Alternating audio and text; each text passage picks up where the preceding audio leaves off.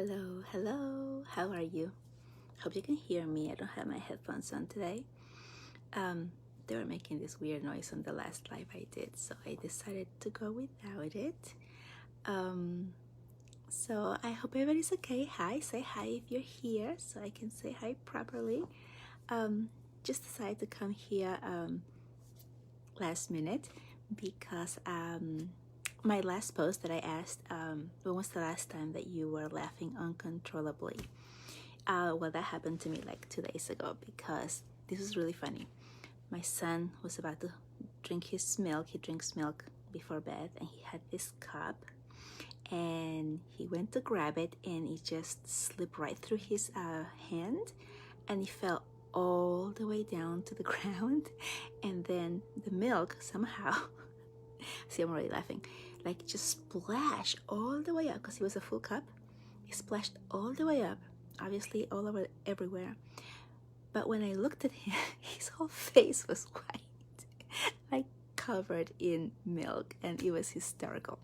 So I thought that was really funny, and I just could not stop laughing. And it was one of those moments that you just keep replaying it in your mind, and as you're like cleaning and tending to it and watching it, you continue to see it happening. And I was just hysterical. And then my husband came up, and he wanted to know what happened, and I just couldn't explain what happened because I was laughing so hard. And he got mad because kind of like he wasn't in it, but I just really couldn't explain it. I couldn't say it. So it was really, really funny. And then it made me feel a little bit like I should stop. And then I thought, no, why should I stop? I'm having such a great time. This is like such a funny moment. And it keeps replaying, and I keep laughing, and I feel elated. And isn't that what it's all about, right? Life in this planet, as we're here, it's about having fun. It's about enjoying time. It's about seeing the funny things that happen in your everyday life, right? It's being able to do that and to just laugh. And then I started remembering of all, like in past times, like things that had happened where I have been made wrong for feeling joy, right? For feeling the joy that's happening in the moment, for living in the moment. So I remember back in high school, I had like a really great friend, a best friend, and we would laugh all the time like this, uncontrollably. Hi, Brandy. Nice to see you here. And it was one of those things that it was in the most inappropriate times. Like, let's say we went to church together. Those were the days when I used to go to church. And something would happen, and I would just like burst out laughing in the middle of the church, and like, uncontrollably, like you couldn't stop it, even though it's like the wrong thing to do in the moment, in that place, because of where it was, but not being able to, and being able to not really be made felt badly for it, because we were still kids, right? Okay, so I was a teenager, but still kids. So it was kind of like those kids, like that's how they are, and able to excuse it, right? But then once we become adults, then that view is different, right? So when we see kids playing around, fooling around, having fun, cracking up, hysterical on the couch or wherever for the silliest things, right? We accept it because they're kids and they're so silly, and that's okay because of who they are. But that's who we really are all the time. And it is only by society that we're being told that we can't do this, we can't be ourselves, we can't express ourselves the way that we want to because we're older, right? That's when we're made wrong. And then that's when we start suppressing our joy and starting to feel like it's not the right thing to do, or maybe I'm being too silly and maybe I should grow up. And no, right? So that's the whole thing. You're supposed to live life with joy and have fun, because that's the purpose. The purpose is to have fun as you're going along in this life, in this experience. And suppressing your joy, the one that's coming from within, when something fun happens, when something that makes you laugh happens, and you're stopping yourself because people around you, society, are telling you it's not proper, because you're an adult and you should act like such a person, right? Then we start suppressing them things, and then we start to die, basically, right? We start to die within, because it's like, I can't do that, I can't do that, I can't do that, and then I'm not being myself, I'm not being myself, I'm not being myself, or I'm being made look wrong, or people are looking at me weird, right? So that's the part that I wanted to bring up to your attention, because we all go through that, right? We were not born like this. When we were kids and we were having fun and we were cracking up laughing, or something happened like that, we could see adults saying things about us for, being so silly, but it didn't matter, right? Because we were having so much fun, we were in the moment, we didn't really care what any adult would say, right? And then as we start to grow older, and now it's happening earlier and earlier, right? Kids are getting into the awareness earlier, so they're stopping themselves even younger.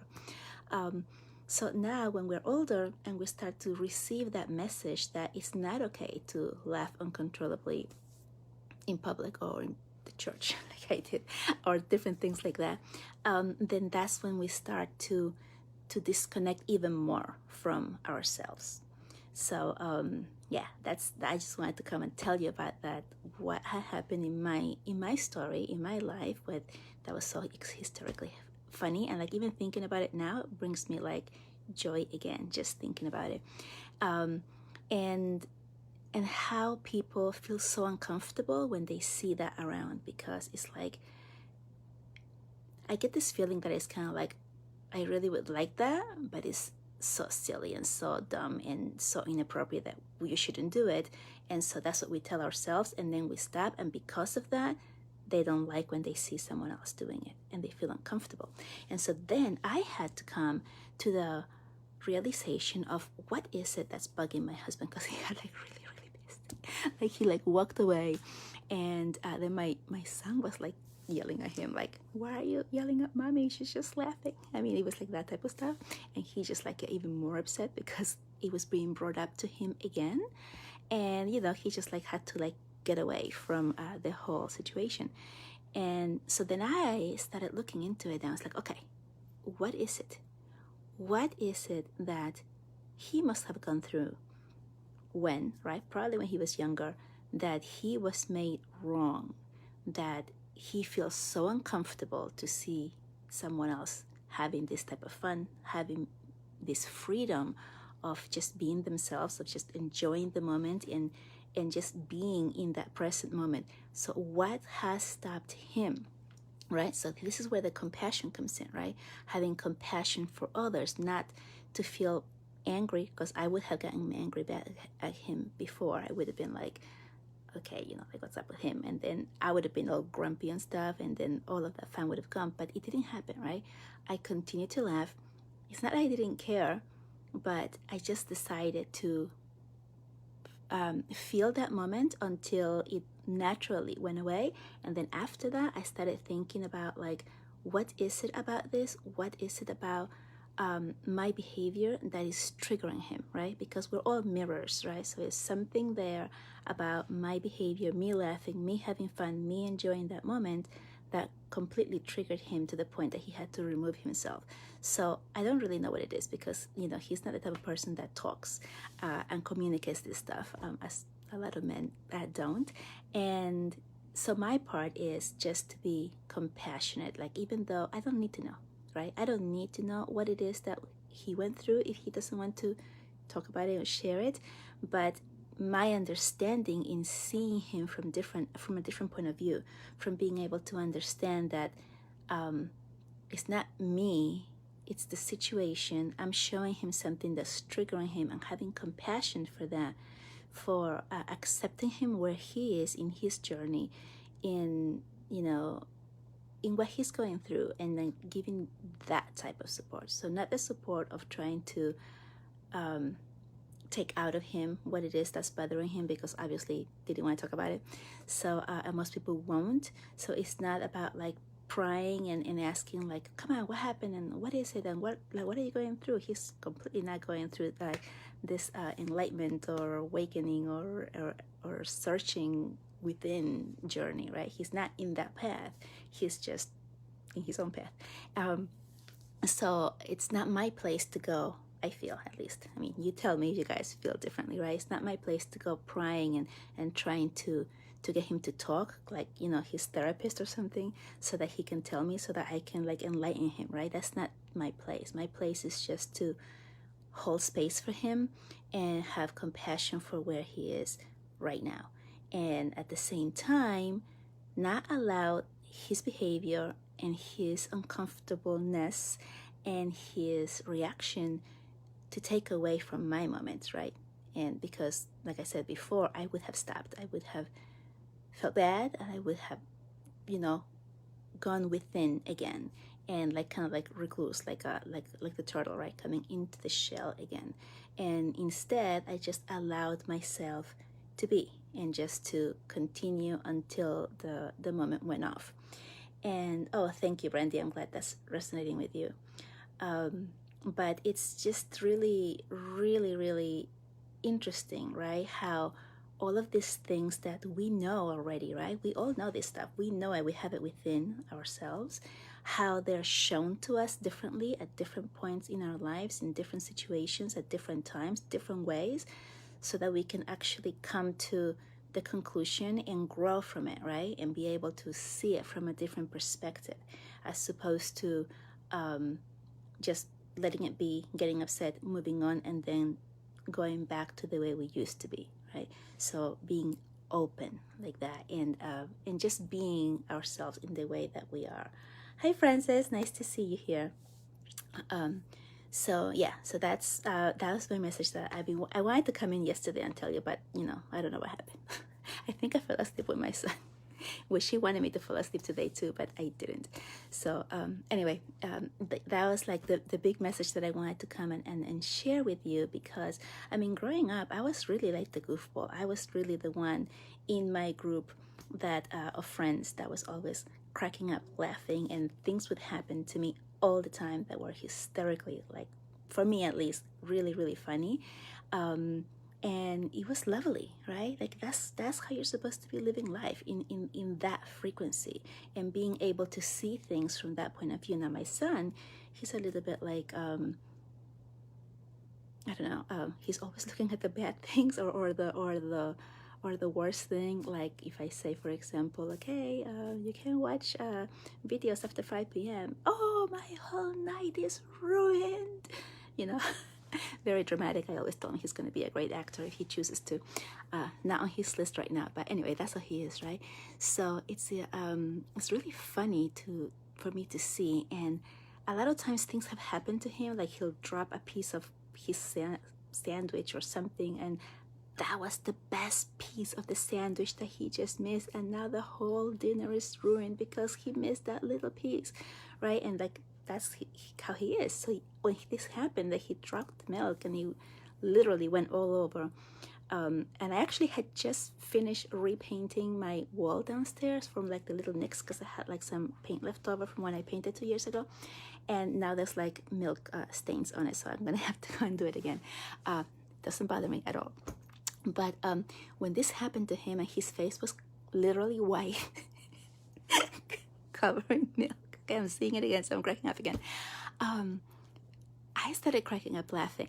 And in the back of my head, I had, oh my gosh, he's going to think this is like the most horrible thing. And he's going to start going into his pity me, you know, thing that he does. And he tried. But I was laughing so hard. Like my joy was so tremendous that it went past his wanting to, or actually his ability to be able to feel like poor me again. So because all the times I've done that kind of like on purpose, like, oh, I'm gonna just laugh and make light of it, and then he gets really mad, like, no, but I still hurt myself, or I still drop my sandwich, or whatever it is, right? You know, trivial things for us and not for the kids, right?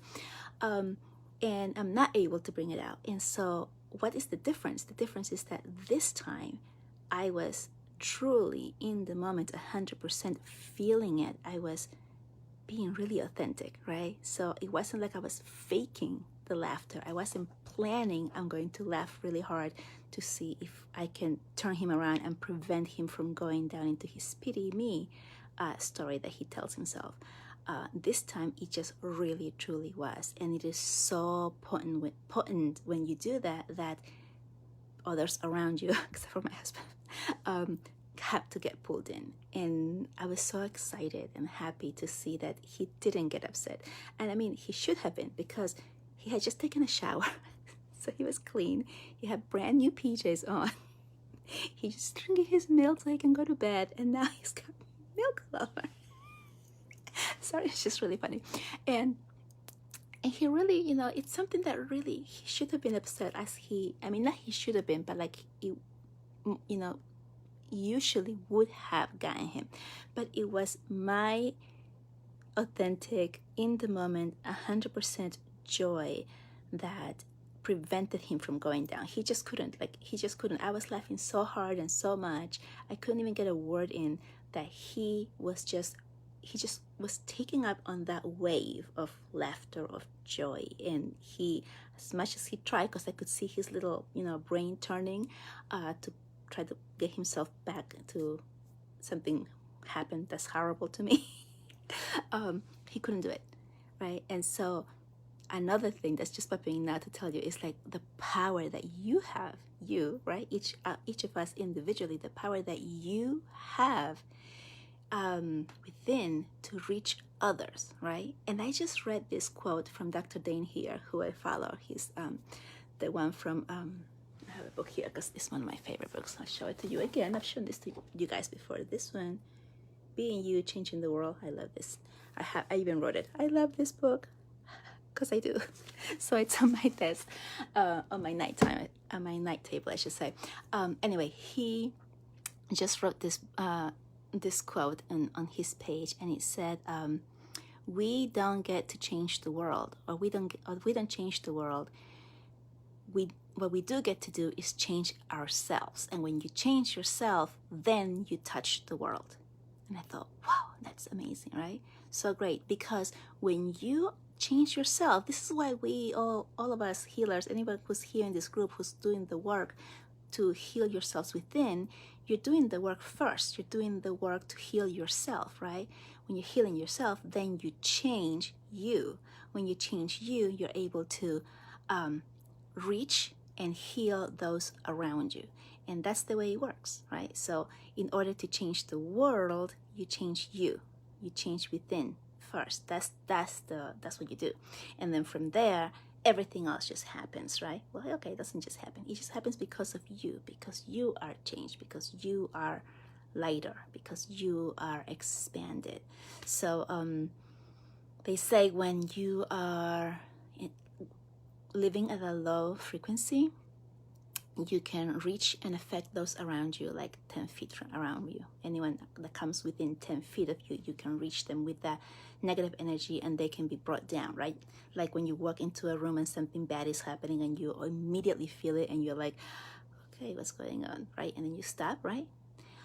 But when you're feeling high, when you're feeling happy, when you're feeling joy, you can reach people 100 feet away from you. I don't have the numbers right, okay? I'm not really that good with facts, but it's something like that